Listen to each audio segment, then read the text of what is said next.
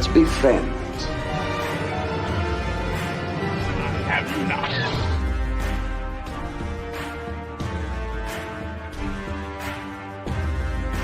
And here we go.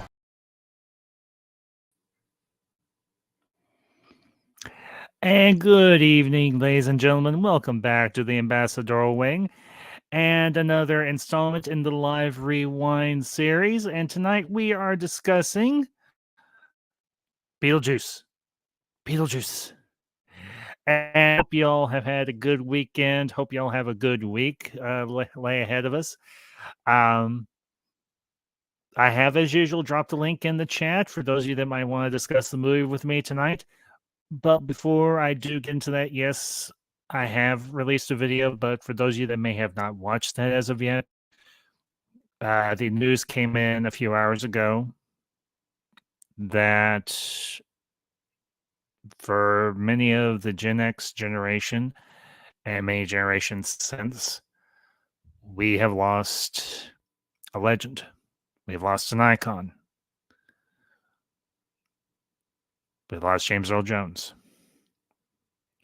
And I think I speak for myself, but I think I speak for the Star Wars fandom, at least a part of it, that we all mourn with the Jones family and that we will remember him for all the wonderful memories he brought us, not just as the voice of Darth Vader, but also as the voice of Mufasa, as the king in Coming to America, as himself in Big Bang Theory when he did a cameo appearance as himself, and him and Sheldon pranked Carrie Fisher.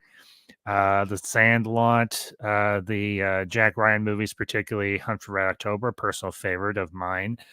As Admiral Jim Greer, he also appeared, obviously, in the two subsequent sequels, Clear and Present Danger and Patriot Games. But regardless of what he did in his career, a legend through and through. And I know that somewhere in the hereafter, he's hopefully having a nice tall, cold one with David Prowse and Carrie Fisher and maybe even Leonard Nimoy and all those that we have lost over the last several years. But I will not say I know the man and what he thought and how he felt about things, but I don't think he would want us to mourn him. He would want us to celebrate. So I will leave my comments here in regards to that. And obviously, the video I've released speaks further to my thoughts on the situation regarding James Earl Jones's passing. And tonight we are going to be discussing Beetlejuice. And for those of us who grew up in the 80s, those of us that were a part of the Gen X generation, and even those of us that have grown up, those of you who grew up after us, after this generation, this is truly an iconic film of the 1980s brought to us by a revolutionary director, that being, of course, Tim Burton. Of course, the return of Mr. Michael Keaton in the titular role as Beetlejuice. We have Catherine O'Hara back, obviously, and Winona Ryder as Lydia Dietz. And we also have the introduction of Jenna Ortega as Astrid. Well, I guess she would be considered a Dietz as well. Of course, unfortunately, we don't learn her father's last name, but regardless. I went and saw this just yesterday, and yes, this will be a spoiler-full review, so just for those of you who may not want to have anything spoiled, if you have not seen Beetlejuice yet, you might want to click away for now until you go see the movie, but to give you my thoughts briefly, do I think you should see it? Yes. Yes, I do. I think you should see it. I would not be here tonight discussing it if I did not think so. But to get into the review itself, did I enjoy this movie? Was I excited for Beetlejuice? Yes. Yes, I was. I would be lying to you if I didn't say I wasn't. I was. Ever since the announcement came out about a year and a half ago or so that they were going to be doing a follow-up, that they were finally going to be returning, with what has been now called a legacy sequel to the original Beetlejuice, I was excited. And this was not the first time that we have gotten a legacy sequel, and I think in this case, this is a success. I think this movie did it recaptured the spirit of the original movie. It brought Michael Keaton back to a role that quite literally made him famous amongst many others. It reunited the better part of the cast, minus three individuals, two that decided not to return, and well, one that was, let's just say, not allowed to return. But over the last several years, we have gotten what is known as a legacy sequel. It started with, I would say, Top Gun Maverick, Ghostbusters Afterlife, and now we have Beetlejuice Beetlejuice. And in regards to those other two films, I did a review for Ghostbusters Afterlife. You all can go check that out here on the channel. Did I like it? Oh, yes, I definitely liked it. It made me ugly cry, quite literally. Now, did this make me ugly cry? No. But did it make me laugh hysterically? Almost definitely, yes, it did. Because this is, I think, Tim Burton's return to form. This is him. Yes, it's revisiting a franchise, but a one and only movie franchise. And I think this was a great addition to the Beetlejuice franchise just in general. It was a very enjoyable movie. It was a bit, how can I put this? To quote the first movie itself, it read like stereo instructions because it was a bit out of, it felt a bit out of sorts, like you were reading the handbook for the recently deceased, and you're like, okay, this is happening, now this is happening, and now this is happening. And no, it's not nonlinear storytelling like Quentin Tarantino, no, but it seems like it jumped from one point to another, back to another, then back over here, and then back over here again. But at the end, it all made sense. It all tied together very, very nicely. And in this, we have, of course, Lydia Dietz, by Winona Ryder. I will say her performance in this, this is, I think, a logical evolution for the character of Lydia Dietz. She is now a paranormal medium. She has a TV show that she does called Ghost House. Because of her experience with Beetlejuice and the afterlife, she has gained what might be called paranormal abilities to communicate with the dead. And throughout the course of the movie, we discover that also her daughter, Astrid, has that same ability. I think that is a nice addition to the mythos or the world building of Beetlejuice, where if you have a very profound interaction with the supernatural or the hereafter, it leaves a mark on you. You are able to communicate with the dead. And honestly, I think that was a logical progression for the character and also a logical progression for the world and everything, and for the characters and so on, particularly in the case of Lydia. Of course, we have Catherine O'Hara back as Delia Dietz, Lydia's stepmother, and she has evolved as a character as well. She now has gone from doing sculpture to doing performance art, and she her performance art is rather interesting, just like her sculpture was, to be honest. But it was, Delia is a little less more antagonistic towards Lydia, and they have a better rapport in this movie, to say the least. On the other hand, Astrid has a issue with her mother, and I think that is I'll go into more depth here in a little bit, because this is kind of the crux of the entire film, the reconciliation between Lydia and Astrid. And I will say this: when they were casting Jenna Ortega as the daughter, I was like, I could see that. because there is a resemblance, I think, a passing resemblance, but a resemblance nonetheless between Jenna Ortega and Winona Ryder. Obviously, this is a older Winona Ryder, same as an older, um, obviously Michael Keaton, obviously an older Catherine O'Hara, and so on. But it works.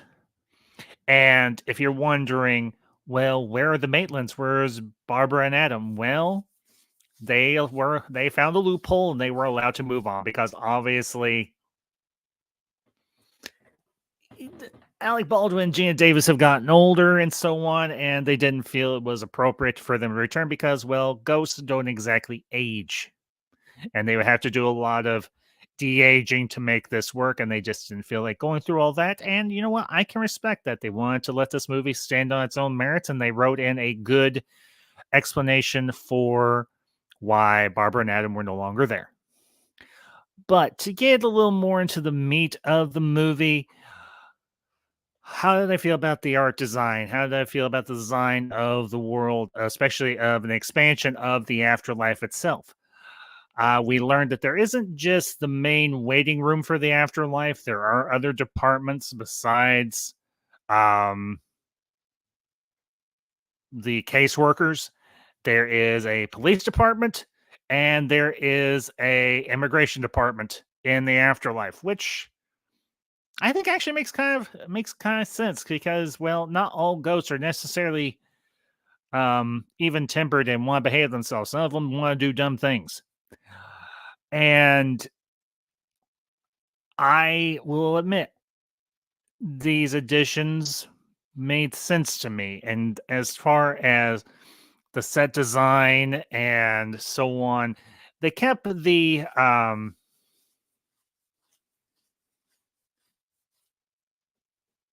set design for the waiting room fairly accurate to what we saw in the first film, but they did update a few things. Particularly, the counter is now a digital counter, not a dot matrix counter.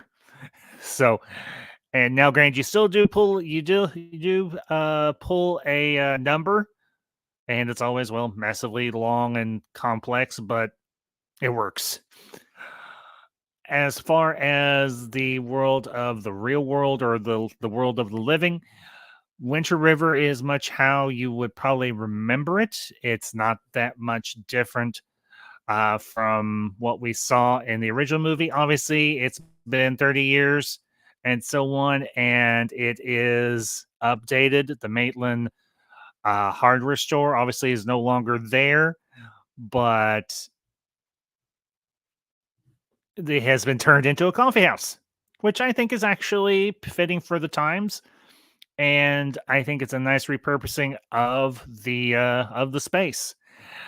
Obviously, we see a bit more of Winter River. We see more of the community. We actually see the people, the families, and so on. Obviously, we return to the ghost, to the house on the hill, the Maitland's old home, which has been fully remodeled and left the way it was, minus the interior being still somewhat remodeled and what have you. Of course, if you've seen shots from the trailer, you know that after is a death in the movie that kind of kicks off the whole film, and it's of course the death of Charles Dietz, Lydia's father, played by Jeffrey Jones. Now, I'm not going to go into all the controversy behind Jeffrey Jones and so on. Most people already know this, but they have figured out a way to have Charles in the movie, but not actually ever see his face, at least not Jeffrey Jones' actual face. And this movie really is I think, a self homage of Tim Burton to himself and some of his influences, because there is a black and white segment in this film, kind of an homage to the movie Ed Wood. There's an homage. There's a scene that is a stop motion scene, and obviously that's an homage to some of his other films like Frankenweenie and Corpse Bride and Nightmare Before Christmas and so on. So there's little touches of Tim Burton's other influences in this movie. It isn't just, but they're used in particular moments that feel appropriate for the narrative. Now, what does this movie really boil down to? What is the message? The message is the reconciliation of family and realizing that family is quite literally the most important thing you can have in your life. And that some people around you, while they may seem to have good intentions, they aren't necessarily the people that you should have in your life. And getting rid of those particularly annoying or toxic elements. Now, as I mentioned, Lydia and Delia's relationship has gotten to a better level. It's gotten to a better place. They no longer hate each other. They actually, you could say, love one another and everything, and they have bonded over the last 30 years or so. And, we have the return to the Maitland house, which is now the Dietz's house, obviously. And we see the attic, obviously. We see the model of Winter River and so on. And there's actually a very touching scene when Astrid is actually in the attic and she sees the model, but then she also notices a box in the corner marked Richard, which is actually the name of her father, who unfortunately passed away. And she starts going through this old photo album and looking at all the pictures of her and her parents and her when she was growing up. And it's a very touching scene. And Lydia actually comes up to the attic and she's like, "Oh, you found this." And Astrid's like, "Can I keep the album?" And Lydia's like, "Well, yeah, of course." She's like, she's like, "I've completely forgotten about this." And she's like, "He's your father. Of course you can have it."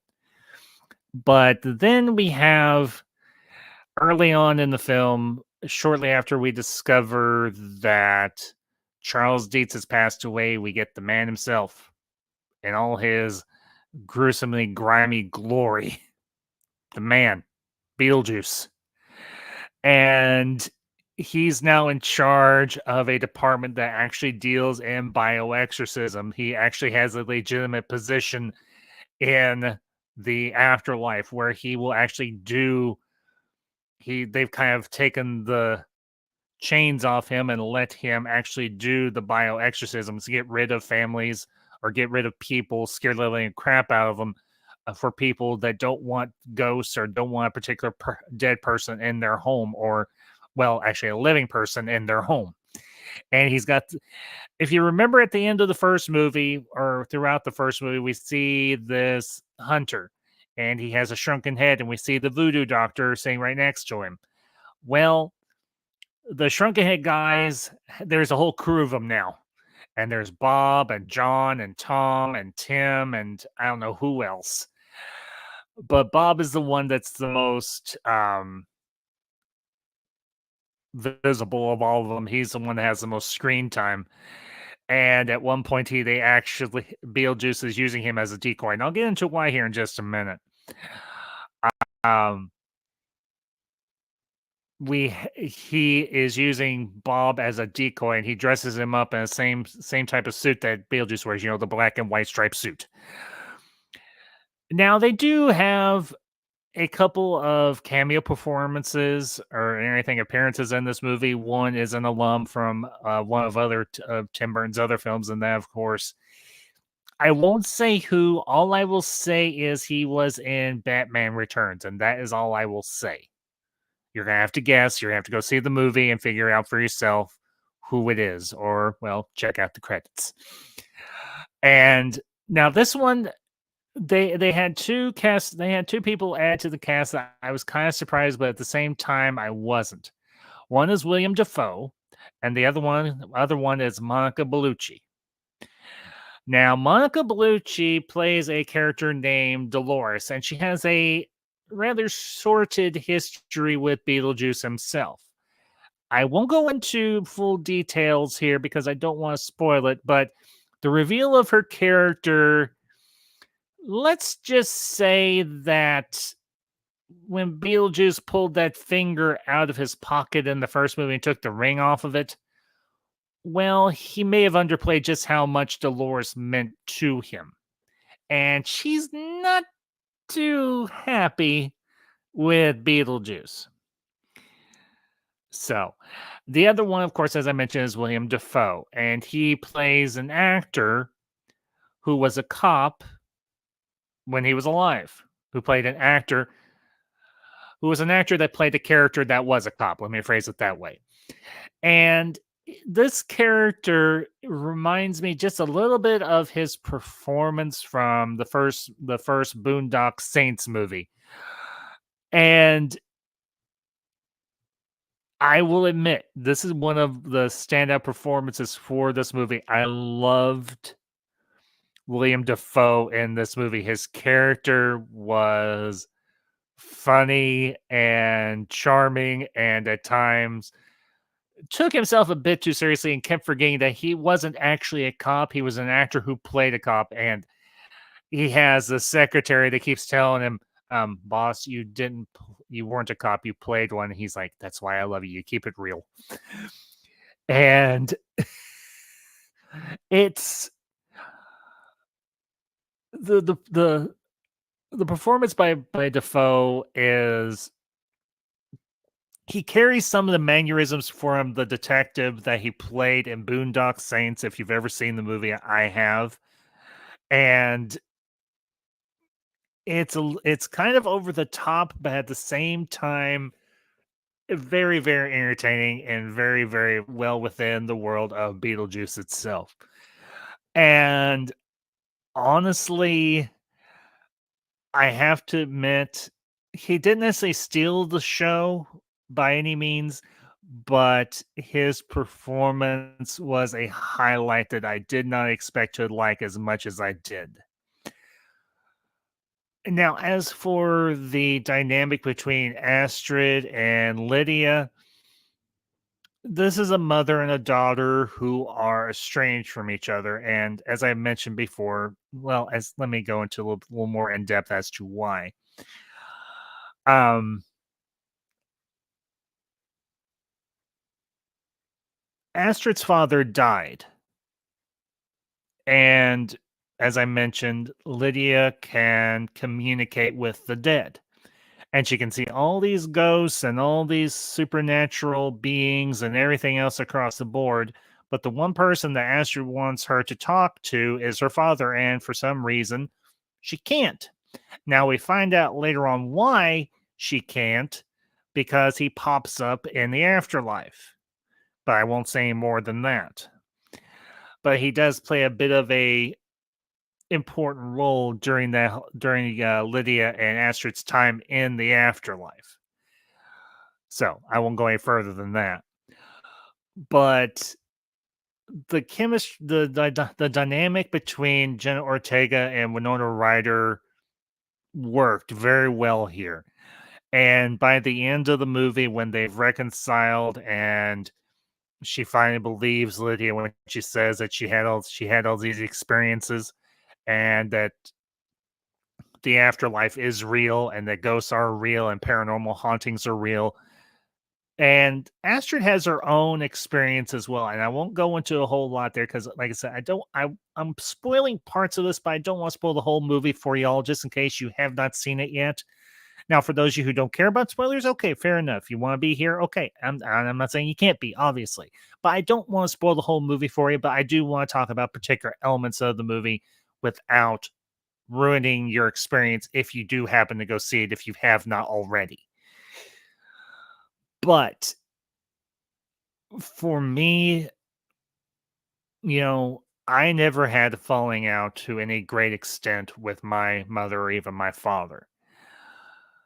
Did we hit bumps in the road? Sure, we did. Every parent and child, they have difficulties with each other and so on.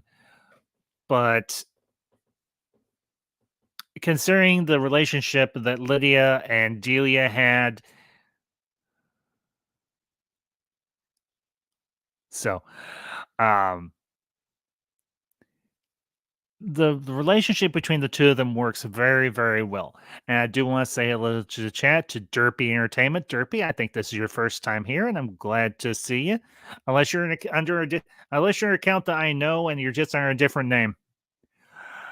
Uh let's see. I can describe the film in one word: is fun, but it was very over the top as much as the original, with unnecessary characters and dragged a bit overall. A worthy sequel to the 88 original, 8 out of 10.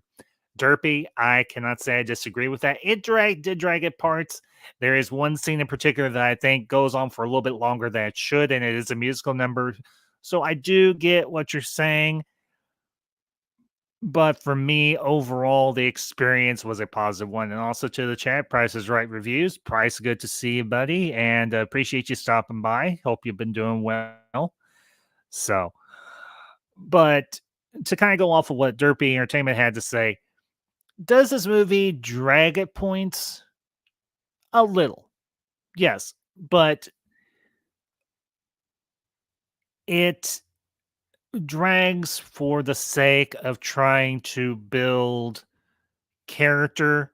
It drags at points to try and flesh out relationships, particularly between Lydia and Delia. Now, okay, I will go into this. There is a scene, it is a musical scene in the third act of the film, actually towards the end of the movie, involving Beetlejuice and Lydia and Astrid and so on. And yeah, I was like, okay, is this going to wrap up anytime soon, or is this just going to keep going on?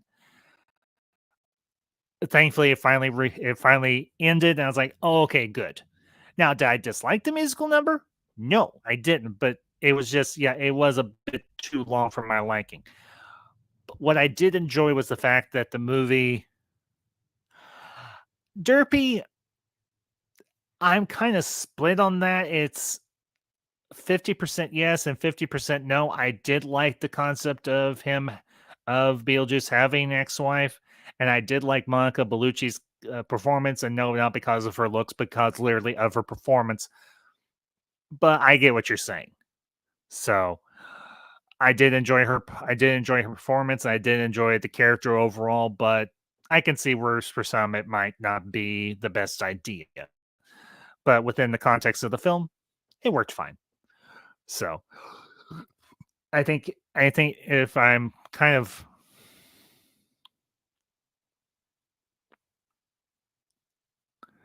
I'm great. If this is a spoiler stream, then I'll leave. And all I want to say is myself. Small segue.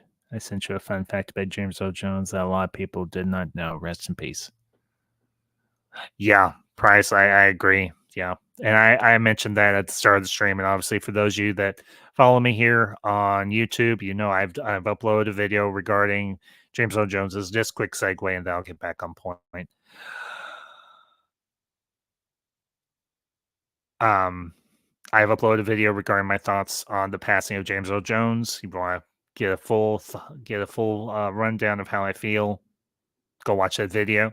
So, but yeah, Price. I'm not gonna go full spoilers, but I'm gonna talk about about certain elements of the movie, so as to not fully spoil it.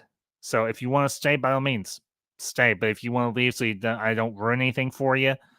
I mean, I'm not going to drop any massive bombshells in regards to the film, but you get my point. But I think for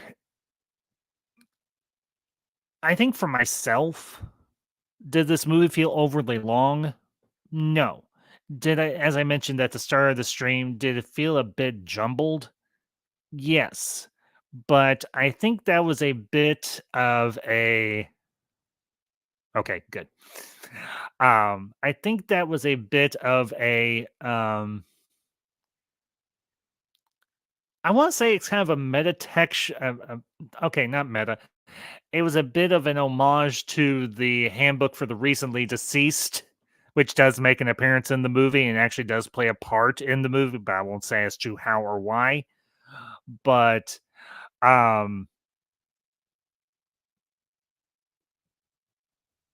this movie kind of feels like stereo instructions. kind of like an homage to the original movie. Like when they're reading Handbook for Recently Deceased, this movie reads like stereo instructions. And the movie very much feels like that in certain elements. Now, am I saying that as a negative? No. I think this movie almost feels like a series of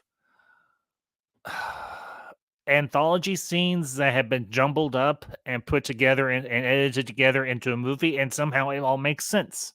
Because if you wanted to, you could quite literally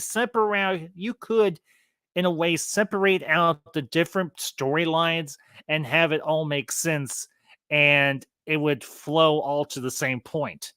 But getting there, the afterlife is disorganized. We know this. The afterlife in the Beetlejuice universe is kind of a mess. It makes no sense at times. Kind of like death in real life. It makes no sense. It has no rhyme or reason. Hey, Sci-Fi, good to see you, buddy. But I think that was Burton's intention with this film, was to make it feel a bit jumbled.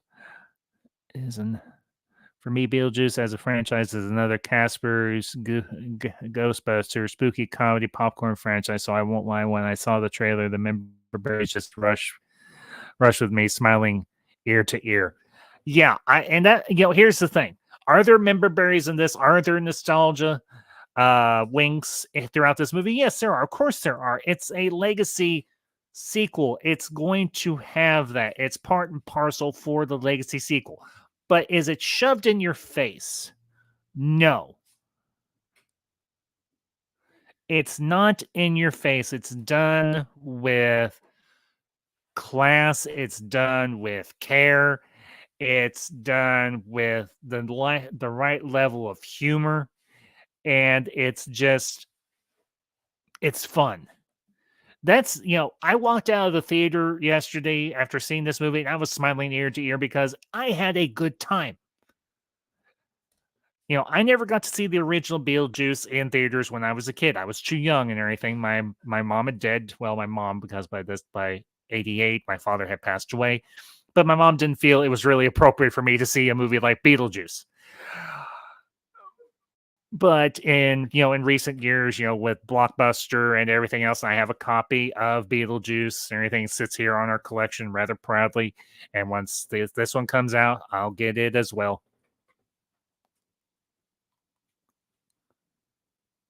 Oh, yeah. Price, I will get into that here in a little bit as well in terms of Keaton's performance. He hasn't missed a beat. He hasn't missed a step. If not, if anything, he's gotten better with age, I think. But the nostalgic elements of this movie, they're not in your face. They're played up for the right level of humor, which I think is the intention, obviously. And it just plain works. Now, as Price just mentioned, Michael Keaton reprising his role as Beetlejuice. Perfect. Absolutely, positively perfect. And speaking of a person who has more than a good reputation for having a good take on a movie, he's here with me right now. So everybody give a warm welcome to my friend, your friend, Mr. MB Geek. Hey, bud, are you talking about Beetlejuice or Beetlejuice 2? Beetlejuice. Okay, so the second one? Yes. Mm-hmm. Well, unfortunately, man, due to my health and things going on here, I'm not able to go see it yet. Yeah, I'm not going to get to see it, but man, I am looking so forward to it. Oh yeah, the trailer was just like, I was like, just take my money. Take my money, take it now.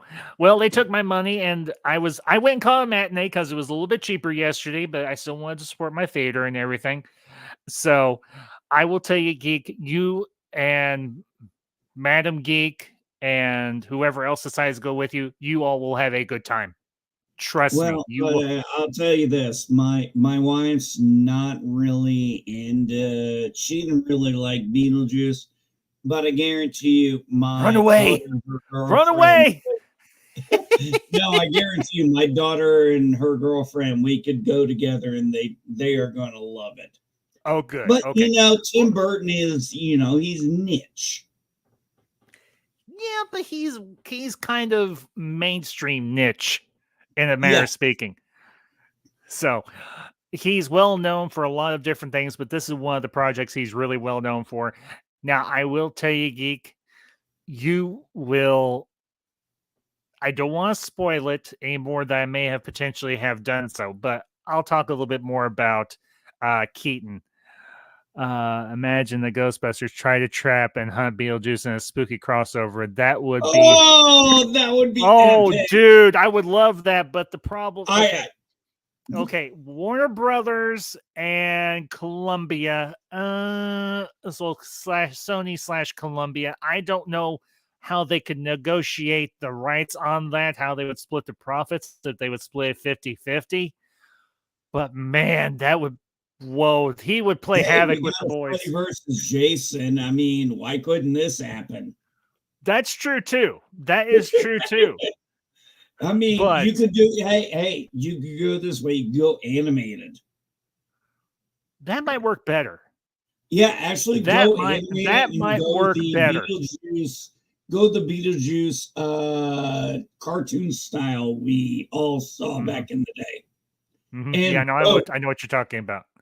Yeah. Or even use the old school Ghostbusters animation style. That would work too. Oh, yeah. So, absolutely. But anyway, to Keaton as Beetlejuice, he has not lost a step. If anything, I think he's even better in this. Now, granted, his screen time comes out to about the same as it was in the first movie, about 17 minutes. But it does feel like a little... Yeah, it does feel a bit longer, but yeah, he's still, I will say this, he isn't quite as, he doesn't feel quite as malevolent in this one. Yeah, maybe he got old in his dead years. Well, here's the thing. He feels a little bit like a callback to the Beetlejuice from the animated show from the 80s. If you get my point. Yes, I know. I mean, there's still edge to him. He's got an edge to him and everything. And he's not necessarily just a very friendly character even now. But this would be a version of Beetlejuice that would you might want to sit down and have a drink with. Just make sure you keep the drink as far away from him as possible. I will. Ambassador, I'm sorry to interrupt you, but think about it. If you actually look at the runtime of how much you saw dinosaurs in the first Jurassic Park movie, it's very minimum in the runtime of the whole movie. I think it's only like, I don't even think it's 20 minutes of dinosaurs. But it was enough to where you just felt like that they were there the whole time. Yeah. Oh, Price. Price, you are a font of good ideas. Hang on one second. I'm going to bring this up. Better crossover. Stanley Ipkiss finds a mess and tries to get rid of Beetlejuice in a hilarious and awesome way. Could you? No, better. Oh, a team up between the Mask and Beetlejuice. Do you realize how much havoc they could wreak? But yet you would be like, "Here's my money. Take it now. Here's my money. I'll watch a Mask and Beetlejuice crossover." But here's the thing: they are starting. Hollywood is starting to maybe get a little bit of their head out of their dupas, as my grandma would say. Is they're realizing just give the audience what they want, and we'll give you our money. Yes, I mean, because this thing has been out since Friday, and it's already made its money back, and it's probably going to do double or triple or quadruple that as it is. Yeah, I mean, let me check. Box the budget office. I swear, I think the budget. Oh for this yeah, was it's number one right now. It's got 147 million worldwide right now. What was the and it budget? was and the budget was what 100 million, if that, or 80 million, somewhere along there. It was a super high budget, and I will say this: the effects, the makeup effects, the practical effects, Oh God, yes. so Thank good, God. so well done. The costume effects, the character effects for the undead look, I think, actually better than they did in the first movie. I honestly do. Really? Yeah. You think I the mean, don't get practical me effects wrong. look better? Don't get me wrong. The ones in the first movie were damn good, but I think there has been advancements with practical effect makeup and so on since the first movie, and you can tell it in this movie. This one, um the practical makeup effects and the character effects are even better. All right. So to answer your question, yeah, according to this, it's $100 million budget. Mhm. So, and I'm gonna be honest, I would say they did not spend $100 million on promoting this. They No, were but you know more what? like, They didn't have to do whole lot of promotion because everybody knows Beetlejuice, everybody knows Tim Burton, everybody knows Michael Keaton. That's all you need. They yeah, it put out was a good. They the put out name a. recognitions. Yeah, it was the name recognitions. They put out what, a couple of trailers, a teaser, and then a full trailer, and that was it. And that's all you needed because everybody was like, "I'm going to go see this." Like I said, I went yesterday afternoon, and the theater, it wasn't packed, but there was a good crowd, and everybody walked out and they enjoyed themselves. Now, Did one thing, Mrs. Ambassador go with you, or no, Madam Ambassador? unfortunately, she's feeling a bit under the weather, so she didn't get to go with me. We're hoping to go. We're gonna try and go see it maybe in a week or so when she's feeling up to it, because I know she wants to Gotcha. see it and I honestly want to see it again because I know there was stuff I missed. But getting back into Well, the movie, if I can get my medications right, where I don't have to get up and find a bathroom all the time, I then get I you. might be able to go to the damn theater. But also, I I get gotta you. remind you, my nearest theater is 30 miles away. I understand. Believe me, I get it. But as for Keaton's performance, he he was honestly, I don't know if there was a way for him to make his performance better from the first movie, but his performance was just as good as the first movie. Although this, like I said, this version of Beetlejuice, he's evolved a bit and he has a little more depth to him, but at the same time, it's still the same ghost with the most that we all know and love and remember from the first movie. See And that? go No, ahead. go ahead and finish, Ambassador. There's a couple of scenes where he's interacting. You actually see it in the trailer, and she's like, "How do I know you're going to keep your word this time?" And he's like, "I swear on my dead mother's soul, his hands actually could go up in flame because he made the sign of the cross." And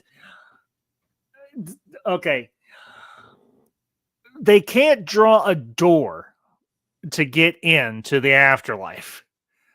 What he ends up doing is he ends up drawing a old school, like, cartoony style bomb, like the black round bomb, the spherical one that has the fuse on the top, and then he draws a line of dynamite on the floor, lights it with his fingernail, and the thing just goes kaboom. And him and Lydia get into the afterlife like that. Well, I think what you're describing, Ambassador, is exactly why people want to see this, because yes, this character has evolved. Yes, he's gotten smarter, but the core of its character is still the same. Mm-hmm. And Yeah, that's what right. we want. We don't mind our characters evolving, but at the core, they need to still be the same people. Yeah, I completely agree. Now, before you got in here, I'm sure you know that William Defoe and Monica Bellucci are in this as well. Oh Or at God, I least love William Dafoe. oh, his character is a riot.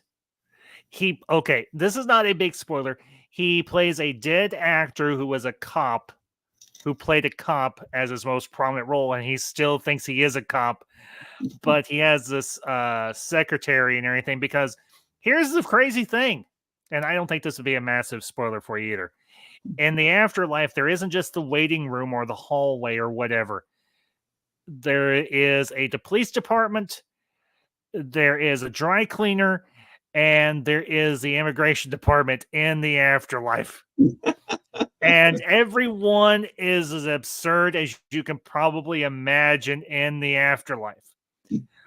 I haven't seen William Dafoe. I haven't seen in a film. Well, the last film Dafoe was in of note was Spider-Man No Way Home, where he reprised his role as Norman Osborn. Oh God, he was just fantastic. I And think the only person who beat him was that, and I don't know the actor's name, but the guy who played Dr. Octopus. I would say you could Octavius. 50-50 you could And you that was could Alfred Molina. Alfred no, Molina. and you could 50-50 which was the better actor in reprising that Anyway. role. Yeah. But and the other one, like I said, is Monica Bellucci. Now, her character has an interesting connection to Beetlejuice, but I don't want to spoil it. But her introduction will put you in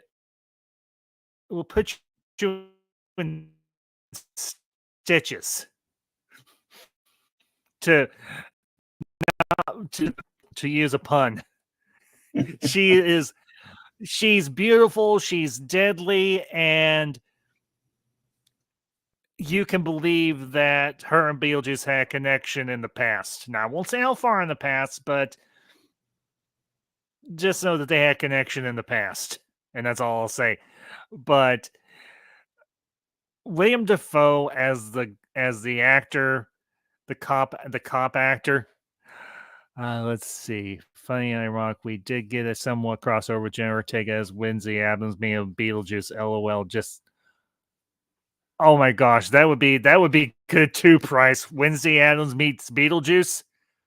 She goes to the afterlife. I actually haven't seen Wednesday yet. My daughter and no, I have not seen it yet. You need to watch Wednesday, dude. It is good. I've heard great. My daughter tells me great things about it and everything. I got a lot going on, man. So sometimes if I'm going to get invested in a show, if I'm going to be invested in a show, I want to take my time and invest in it. It's only like an 8-episode season, something like that, 8 or 9 episodes. It's not going to take you that long. You can binge it. I binged it in 2 days. I split it up, 4 episodes a day. I'm still in on it was great. Yeah. No, I'm gonna catch it eventually. That's what she said. No, on a side note though, about Ambassador, that it's okay. That I found it very interesting that I heard about the actor who plays Wednesday. Frustrated some of the creative people because she's like, no, that's not how my character would act. Mm-hmm. She was very, from what I understand, very protective of that character. Yeah. If you're talking about Wednesday, yeah, she was. And, I will say this for Jenna Ortega. She has a good head on her shoulders because she's like, I want more roles for female actors that's just not a rehash or a gender swap of a existing character. She's like, make more good characters for female actors. She's not wrong. No, she's not. And I will say this, her playing Astrid, Lydia's daughter, she did a great job. She had good timing with Winona Ryder and everything, their comedic timing and everything. And there's actually a scene, everything at the beginning of the movie. She actually she's studying at a school of arts. It's actually called the Dietz School of Arts. because Adita started a school of arts and she's a student there.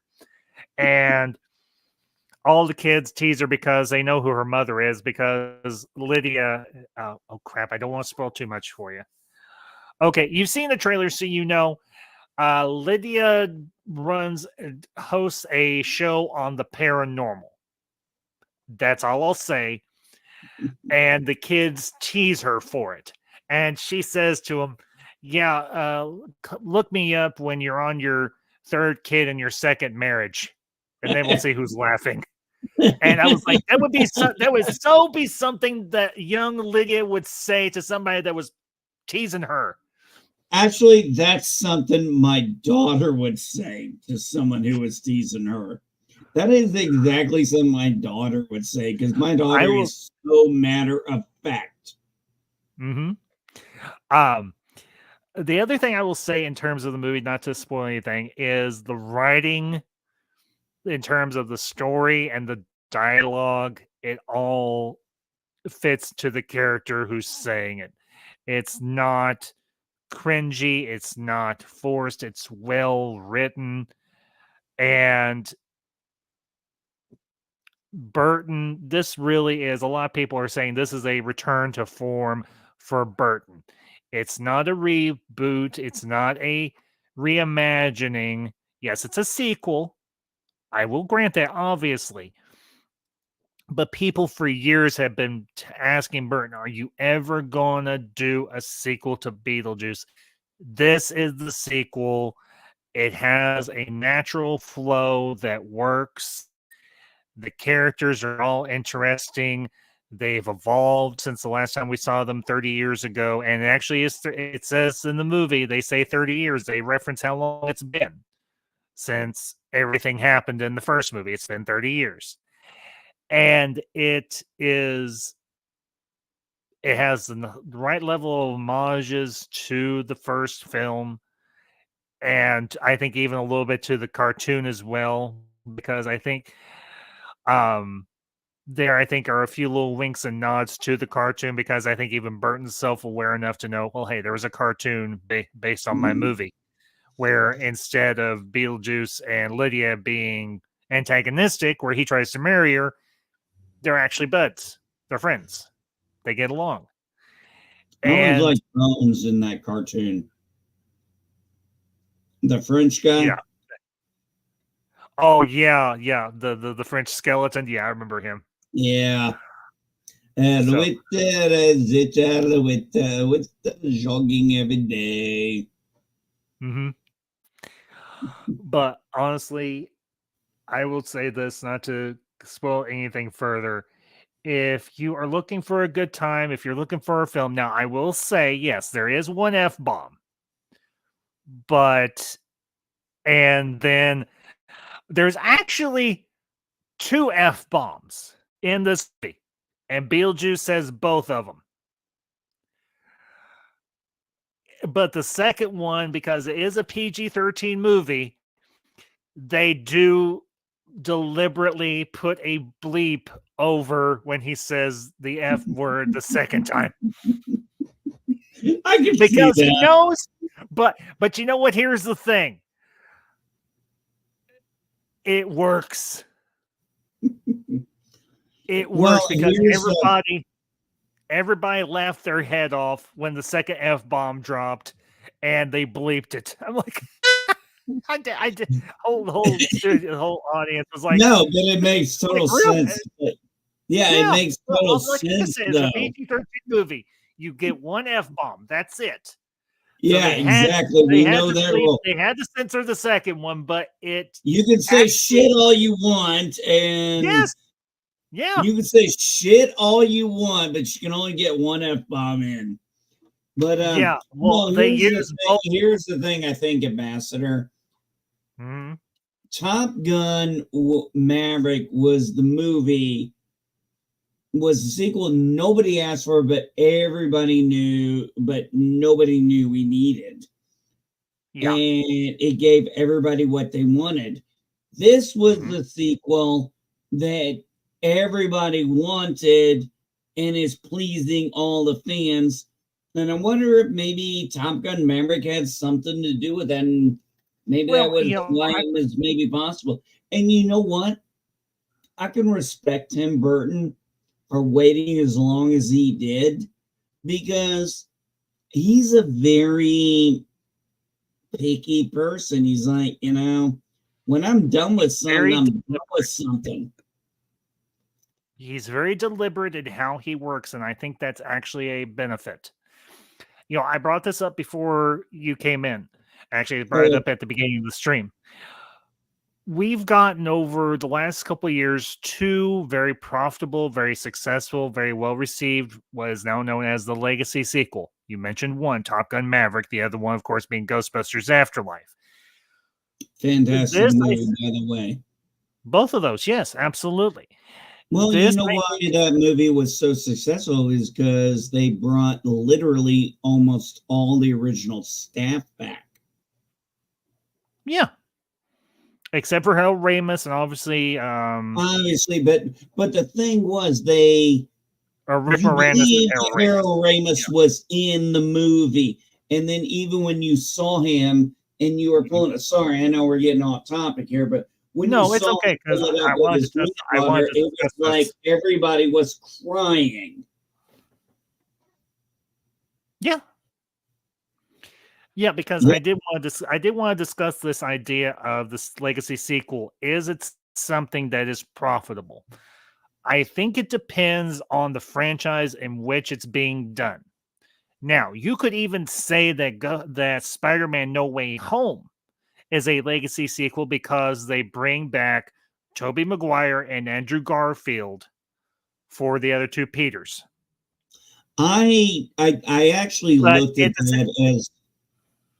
Oh, I'm sorry, Ambassador. No, just real quick. But it actually is a continuation from the other 2 Spider-Man Home trilogy movies.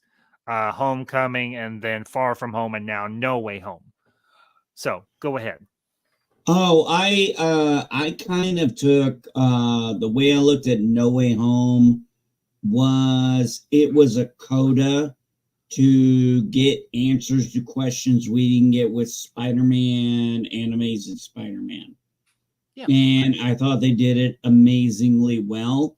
They didn't go into too much exposition. You just know Peter from Spider-Man. Spider-Man is still with MJ.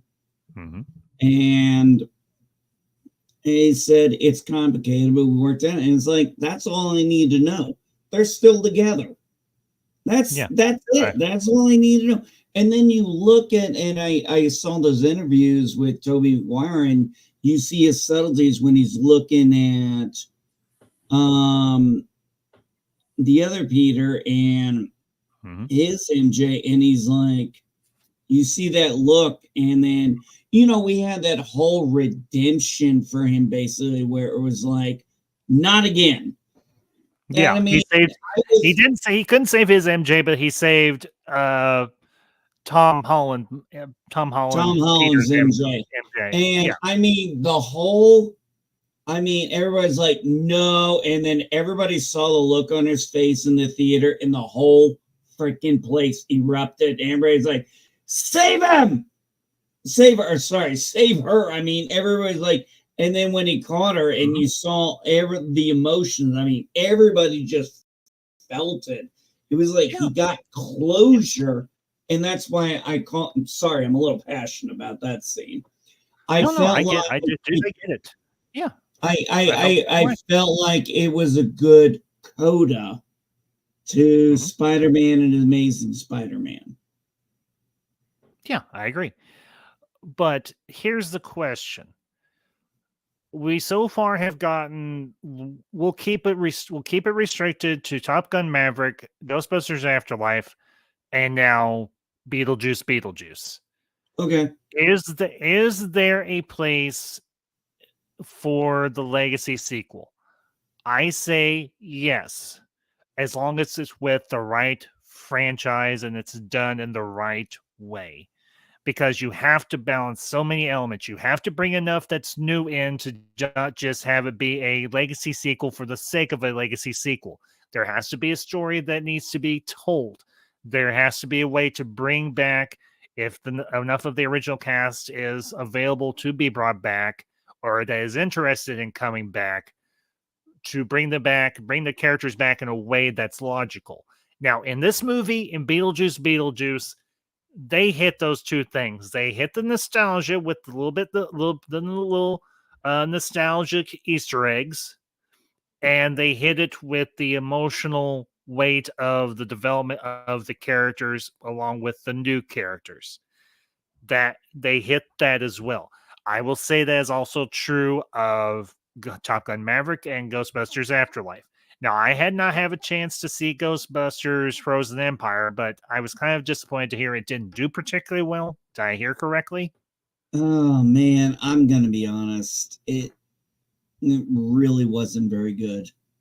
Oh, well, I'm Oh kind of. man, I am also, we'll have to talk about that offline. But yeah, I'm, man. I I mean, am my kind of wife disappointed to hear liked that. it. I mean, Ernie Hudson was fantastic. I mean, but Mhm. the story elements with what they did with the one geek kid and some of the elements, I just was like, I'm not Didn't work. buying this. It didn't. It didn't work for me. That's all I'm No, I saying. get I you. No, I didn't get understand why you had um what's his name podcast.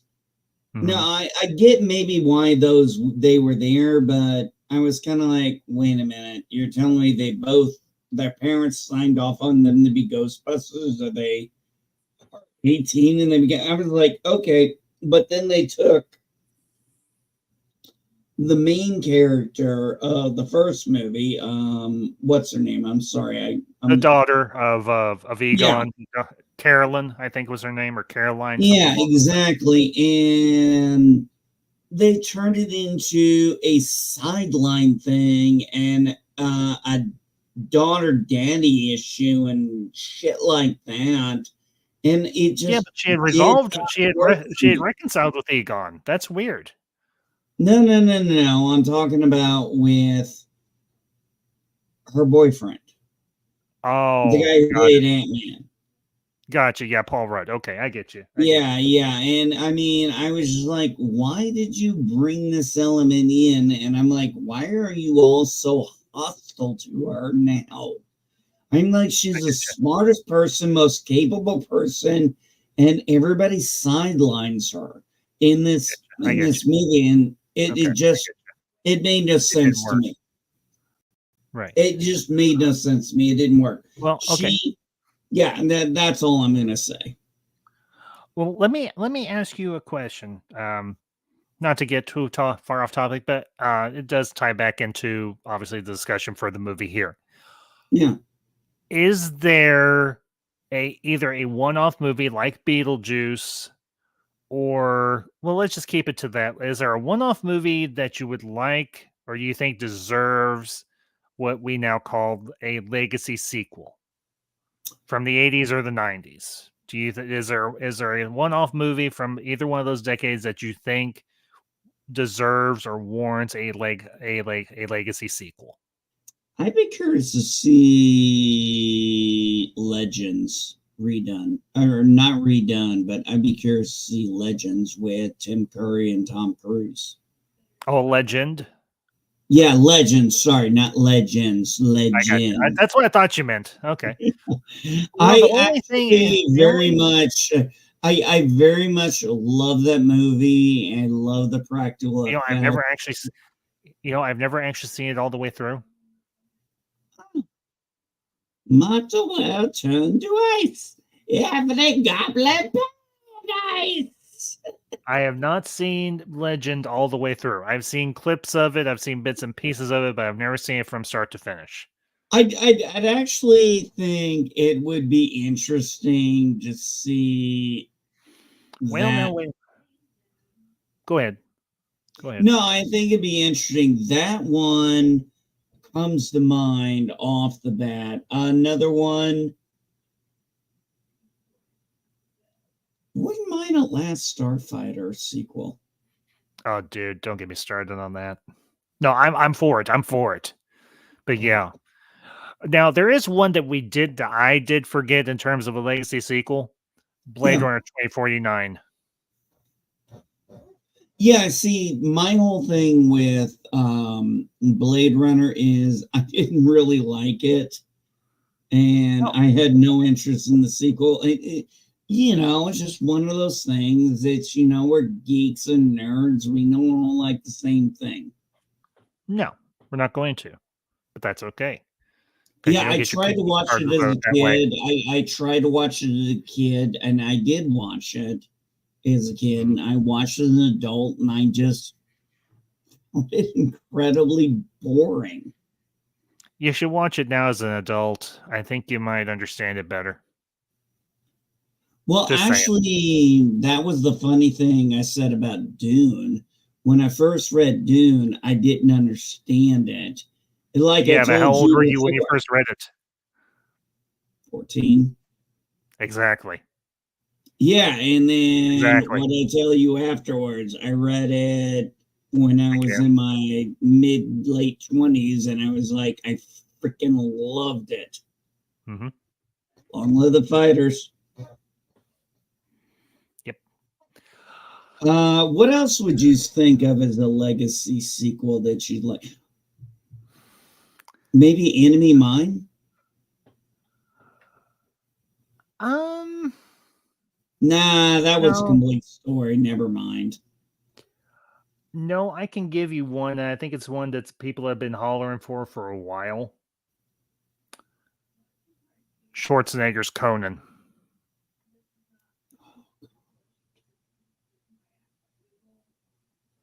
Yeah, I don't think we're ever going to get that. I don't think we're ever going to get that. God, don't we all wish? Yeah, but yeah, that would definitely be one. What would the title be, Ambassador? I'm not sure. To be honest with you, I don't know. Well, we Looking over had here, Conan their the shelf. Barbarian, Conan the Destroyer, Conan the King, Or something to that effect, yeah. Conan the Conqueror. That could work. Conqueror sounds better. Yeah, that could work too.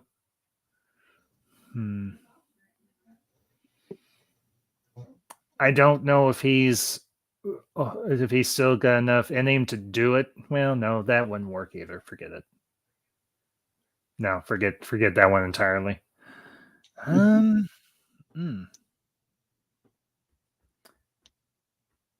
They already kind of did that. One of the worst mistakes they made was making Godfather Part 3. I have never seen any of them. Just have no interest. Have no interest whatsoever. I like gangster movies. I love I gangster like movies. gangster movies too, but that one just seems too long and drawn out for its own damn good.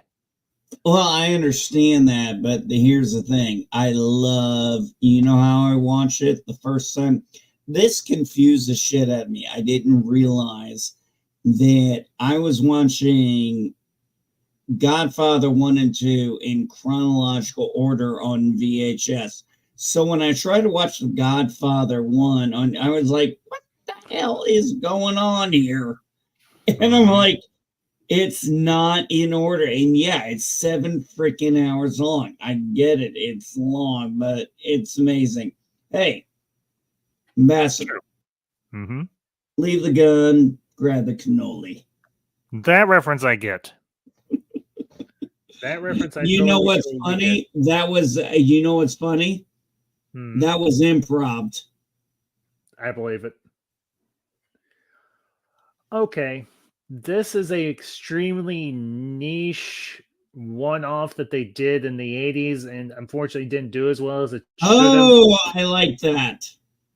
I like that. Oh, Nick and Lex, Heat is a must. Yeah, maybe. But I was going in a different I would direction. love that. I love that movie. That movie is so I haven't amazing. seen that one in a long time. I need to add to our collection. No. Krull. Oh, They need to do a legacy sequel of Krull. Yeah, like maybe his grandkid or something. Or the son himself, the one that was supposed to Hmm. rule the universe. See Oh, how there that we happened. go. See how that turned out. Whew. I need to do a watch along for that because I love Kroll. So I know it's so. Oh yeah, and what the? Oh shit, what's his name? The guy from. Oh god, now I can't even think of it anymore. Taken give me movies. what's the movie? Tell me The the movie I can Taken probably tell you. movies. The Taken Oh, Liam movies. Neeson. Yeah, Liam he's Neeson. in that movie and he dies. Yep. Nick, I knew that. Qui-Gon Jinn, that was one of his earliest roles. Liam Neeson. Actually, also Robert Contrall, who played Hagrid in the Harry Potter movies, also played Valentine Zukoski in the first two. Yeah, the first two Pierce Brosnan, Pierce Brosnan James Bond movies. Yeah, super young. Yeah, Yeah, super young. Yeah, definitely. What was Hauser. it that was said? Only a king's lord and his. Only a King's High Marshal and the king himself has the key to these shackles. Yeah, something Yeah, like that. yeah, something like that. And then you get to the end and they're like, I love them. I know it's cheesy at times, but I It's just a it's love a it. it's a wonderful, beautiful movie. Yes, Nick. That was, I think, Liam Neeson's starting. That really launched his career as Darkman. The first movie, anyway, where he played the Doctor. I can't think. Oh man, it's so funny you It bring was that up. actually, and here's the other crazy thing: it's a Sam Raimi movie. Oh, no wonder. Well, actually, my grandmother and I saw it in theater, Same. and she was so mad that the guy got the bag put over his head and they put the bullet in him because she Mm-hmm. was like, they killed off this guy. What the? My grandmother was very passionate about movies, Mm-hmm. and I it get was a that. very dark movie. And it's like, I like Mm-hmm. the pink elephant for my girlfriend, please. I mean, it was just an amazing dark movie. Yes, it is. But the sequels with the Carl Vosloo. The sequels are actually pretty good. I did like them. I know where they were directed. they were okay. Your face is okay. You shut up. How dare you disrespect the high priest Imhotep? You uncultured Hey, swine. I didn't say they were banned. I'm just saying I would Yes, say you they did. You used said they were bad. You were implying that they were bad, No, no, and you're no. I wrong. just don't put them in the same genre. Blah I blah keep blah Liam blitty blah. Nielsen You were one wrong. canon and Blah blah blitty Imhotep blah. in the You were wrong. Admit it. Okay, I was wrong.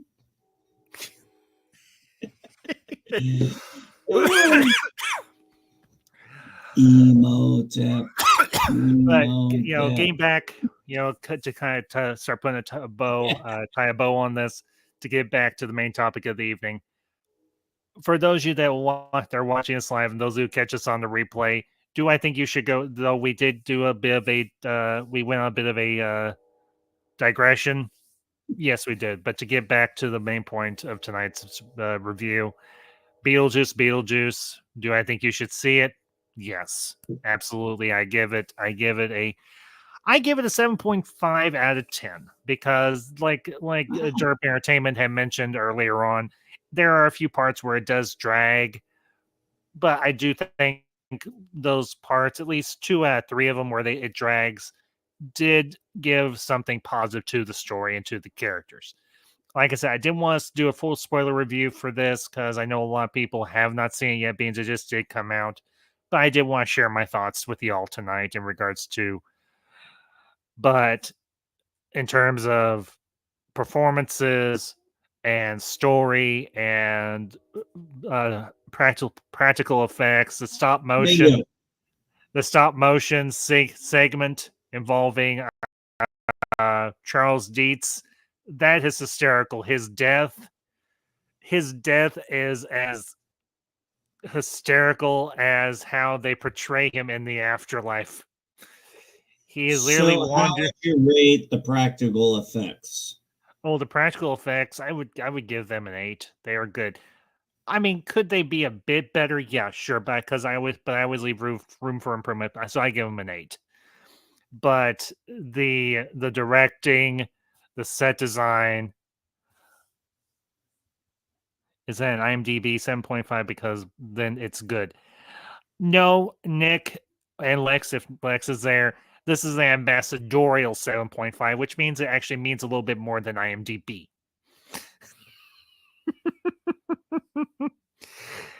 More important, we don't get paid for this shit. Precisely. No, this is an ambassadorial 7.5 because I love this movie. I walked out smiling ear to ear. I was thoroughly entertained. Was there a couple of segments or parts that were a bit draggy, but I still had a great time. Everybody else that was in the theater seemed to have had a great time as well. For those of you that have not seen it yet, looking at you, and yes, I understand your health issues. I get that. But as soon as you're feeling well enough, I don't mind. I don't mind a little bit of spoilers. I'm used to it. No. I'm not. I have spoiled as much as I'm going to spoil tonight. I'm not going to spoil any more than I have. And when I see the movie when it comes out, you and I will have a conversation about it. Because I'm looking forward to it because you look like you're high as a kite right now. No, I'm just happy. I'm just happy. The same thing. No, to be high means you're intoxicated on something. I'm not intoxicated. I'm just happy. No, I said you're high as a kite. Yeah, and that means that you're high or you're drunk, and I'm neither. No, actually, well, yes, it maybe does. Where you came. Well, okay, maybe where you came from, where I came from, high as a kite meant you were just happy. Mm-hmm. Sure. Okay, fine. But anyways, folks, I hope y'all enjoyed the discussion tonight. As always, leave your thoughts down below, especially for those you who have not seen Beetlejuice yet. Let me know what y'all thought. And as always, do all the things. Hit the like button. Share this out with all your friends who are fans of legacy sequels and good movies. And that's because that's what we discuss here on the Ambassador Wing is good movies. I'm just a simple Gen Xer trying to make his way in the world and talking about the films I grew up with and that I love and that y'all love too. I do want to let you all know I will be back tomorrow night live once again. We'll be doing a 80s night watch along in celebration of yours truly's birthday, which comes up this weekend, and will be the first film up on the docket is going to be the original Tron from the 1980s, and then Thursday night we're going to be doing a second watch long, also from the late 1970s, specifically from 1979. This will be a ultra retro watch along, and it'll also be from the House of Mouse back in the good old days, and we'll be watching The Black Hole.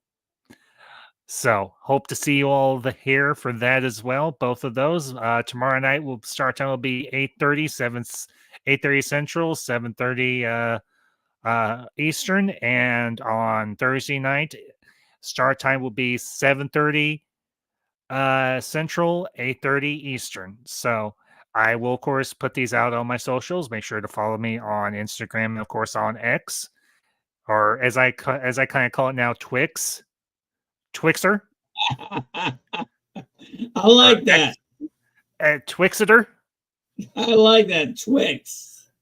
Twixiter. Yeah, that works. Anyway, with all that being said, folks, I hope you all had a good time tonight. I know I did. And Geek, it was good. Wrong way. Geek, it was good to talk with you, buddy. I appreciate you being here. And I hope once you get to see it, you enjoy it as much as I did. To everybody that was in the chat tonight, to Nick and Lex, Derp Entertainment, Price is Right, Reviews, and everybody else that was just kind of lurking, thank you all for being here. I do this for you. I do this for my friends, for my fandom, for all the people that I call my friends and my family here online. And before we do close out, I will say one last thing to the late, to the great, to the icon, the legend, Mr. James Earl Jones. Thank you for the memories. May the force be with you always. And as I like to say, stay ambassadorial. Be honest, be sincere, but never take yourself too seriously. If you do all those things, you always have a place in the ambassadorial wing. Y'all have a good night.